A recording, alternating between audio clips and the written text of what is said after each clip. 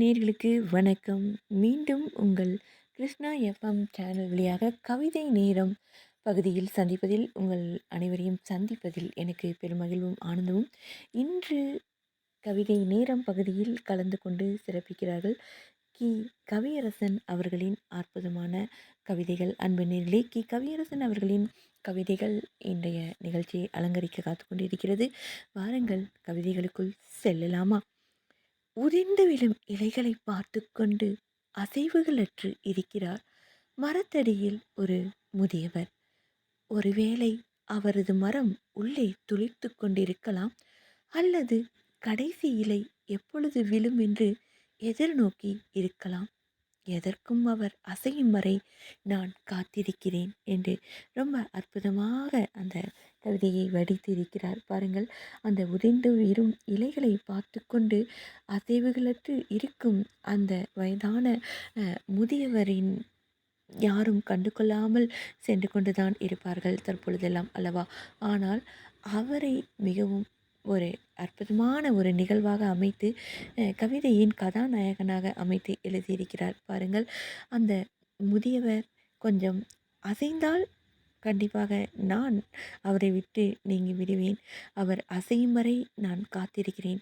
ஆம், உயிரோட்டமாக தான் இருக்கிறார் என்பதற்காக அல்லவா அந்த அசையும் வரை காத்திருப்பது.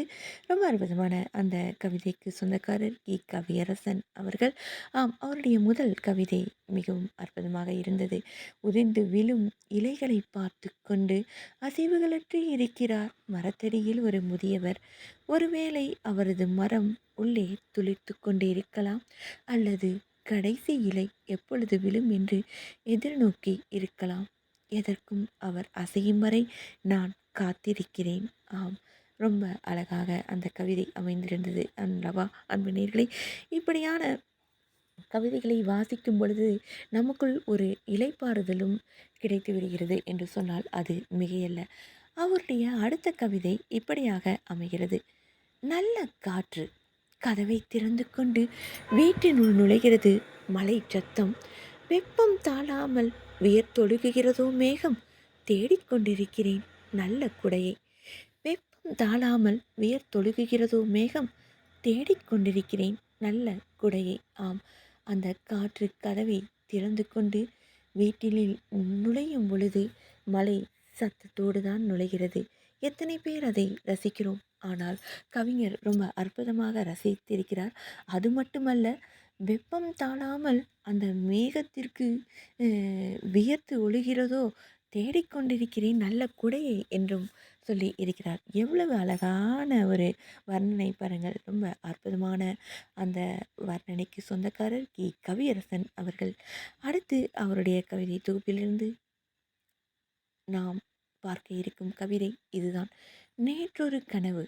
ஆம், அதிகாலை என்னை எழுப்பி இனிய காலை வணக்கம் என்று கூறி தேநீர் கொடுத்தது ஓர் இயந்திரம். நான் புறப்படும் முன் இனிய நாளாகட்டும் என்று கூறி உணவை கொடுத்து அனுப்பியது அந்த இயந்திரம். மாலை வீடு வந்ததும் களைத்து போயிருப்பீர்கள் என்று கூறி பலரசம் கொடுத்தது அந்த இயந்திரம். இரவு உணவை தட்டில் வைத்து மகிழ்ச்சியான இரவாகட்டும் என்று கூறி சென்றது அந்த இயந்திரம். ஒவ்வொரு நாளும் அப்படியே தொடர்ந்து கொண்டு இருந்ததில் இயந்திரங்களுக்கு மத்தியில் நானும் இயந்திரமாகி கொண்டிருந்தேன்.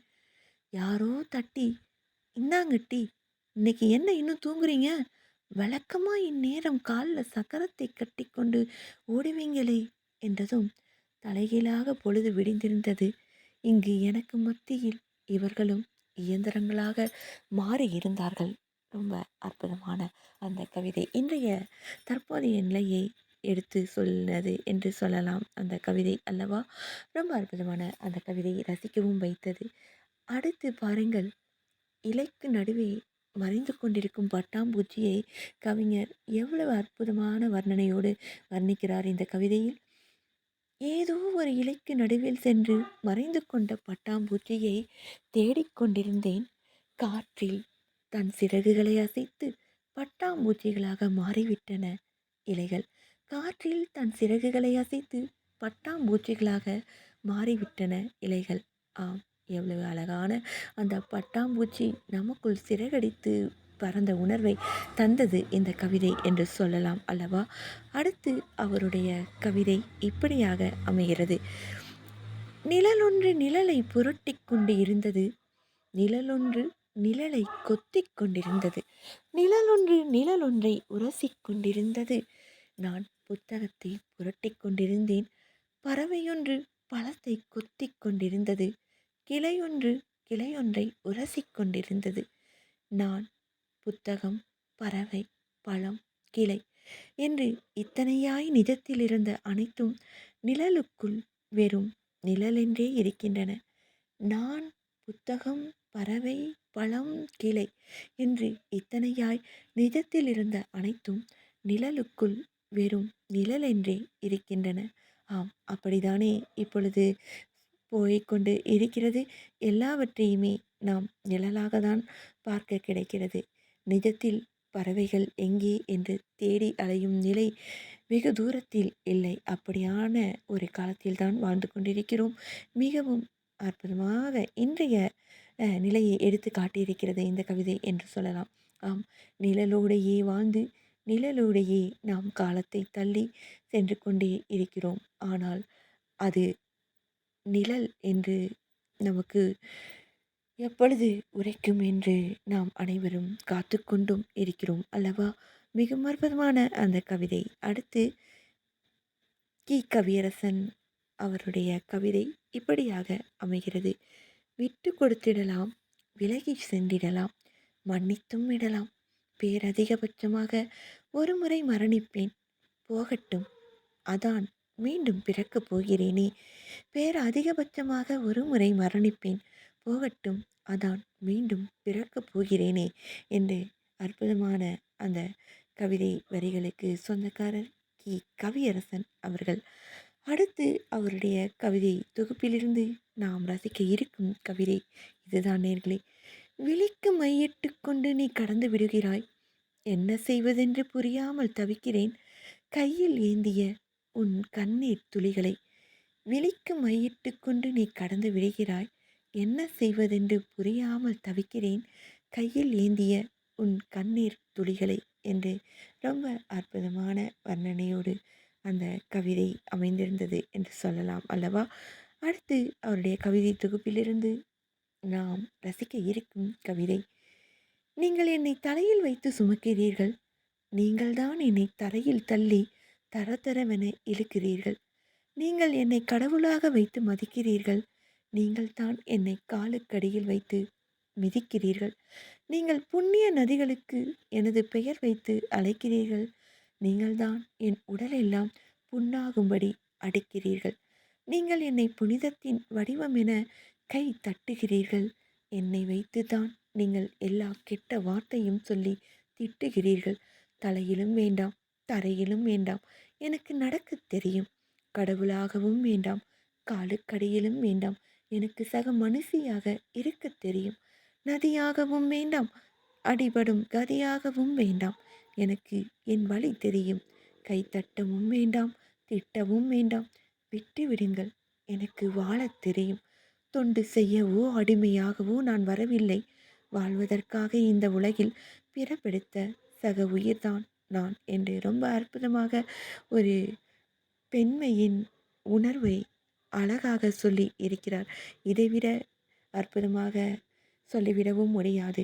நாம் இங்கே பெண்களை நதிக்கு இணையாக, இயற்கைக்கு இணையாக, தெய்வங்களுக்கு இணையாக கொண்டாடி தீர்க்கிறார்கள் ஒரு பக்கம். ஆனால் அது ஏற்று சுரைக்காயாக தான் பல நேரங்களில் பல இடங்களில் அமைந்து விடுகிறது அல்லவா? ரொம்ப அற்புதமாக அமைந்திருந்தது அந்த கவிதை. அந்த கவிதை வரிகளுக்கு சொந்தக்காரர் கவியரசன் அவர்கள். ஆம், நிகழ்ச்சியின் நிறைவாக ஒரு கவிதை. பெரிய ஆற்றுக்குள் நீர் வற்ற வற்ற ஓடத் தொடங்குகின்றன பல சிற்றாறுகள். பெரிய ஆற்றுக்குள் நீர் வற்ற வற்ற ஓடத் தொடங்குகின்றன பல சிற்றாறுகள். இப்படிதான் இங்கே ஆறுகள் தொலைந்து கொண்டே இருக்கிறது. எவ்வளவு பெரிய ஆறுகள், அகண்டமாக பயணித்து கொண்டிருந்த ஆறுகள் இன்று எங்கே என்று தேடவும் தோன்றுகிறது. அதெல்லாம் சிற்றாறுகளாக இன்று காட்சி அளித்து கொண்டிருக்கிறது அல்லவா? இன்றைய தலைமுறைகள் அதை சிற்றாறுகளாக தான் பார்க்கிறார்கள். ஆனால் நமது முன்னோர்கள் எவ்வளவு பெரிய ஆறாக அதை பார்த்து கழித்திருப்பார்கள். ஆனால் அதை சொன்னால் நம்பவும் முடியாத அளவிற்கு நாம் இயற்கையை சிதைத்துத்தான் வைத்திருக்கிறோம் அல்லவா? ஆம், இன்றைய கவிதை நேரம் நிகழ்ச்சியை அலங்கரித்தார் கவியரசன் அவர்கள். ரொம்ப அற்புதமான அவருடைய கவிதைகளை நீங்கள் வாசிக்க வேண்டுமா? முகநூல் பக்கத்தில் கவியரசன் என்று அவருடைய பக்கத்தை நீங்கள் தேடி வாசியுங்கள். அவருடைய அற்புதமான கவிதை தொகுப்பு உங்களுக்காக காத்துக்கொண்டே இருக்கிறது. வாசித்து அவருடைய படைப்புகளுக்கு பின்னூட்டமிட்டு ஊக்கம் அளியுங்கள் என்று சொல்லிக்கொண்டு மீண்டும் அற்புதமான கவிதை நேரத்தில் சந்திக்கலாம். அன்பு நேயர்களே, அதுவரை உங்களிடமிருந்து விடைபெறுவது நான் உங்கள் அன்பு அறிவிப்பாளர் சகோதரி இளைவேணி கிருஷ்ணா.